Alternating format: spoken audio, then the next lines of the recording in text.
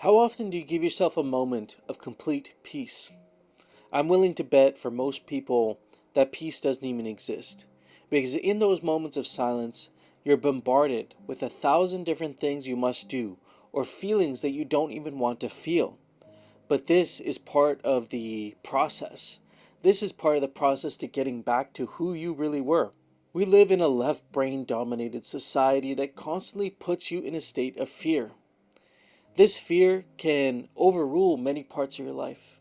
There's different parts of your mind. There's a lower level of mind that most people operate from that I call the survival paradigm, that David Hawkins has written about extensively, stating that lower level emotions put us in what he calls the survival paradigm.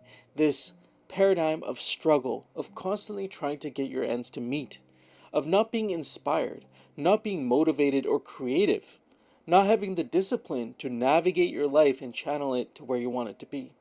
These are all higher consciousness functions that can only be accessed through the act of silence.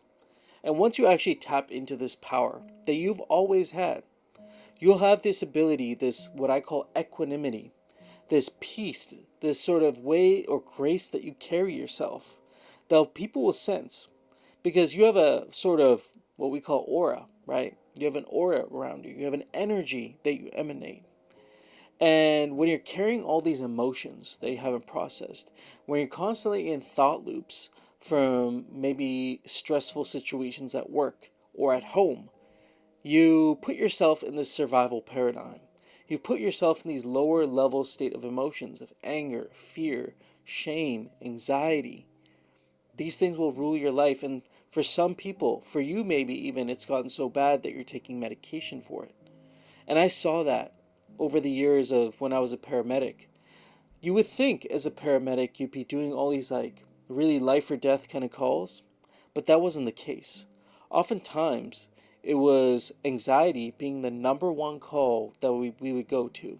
And even though it wasn't a physical life or death situation, for many of these people, it was like a life or death situation. The anxiety had gone that bad. The fear part of their mind, the basal ganglia, was ruling their life. This is the part closest to your spine that controls all your body functions. And oftentimes it's much stronger than your higher consciousness, your higher mind, or what we call the neocortex.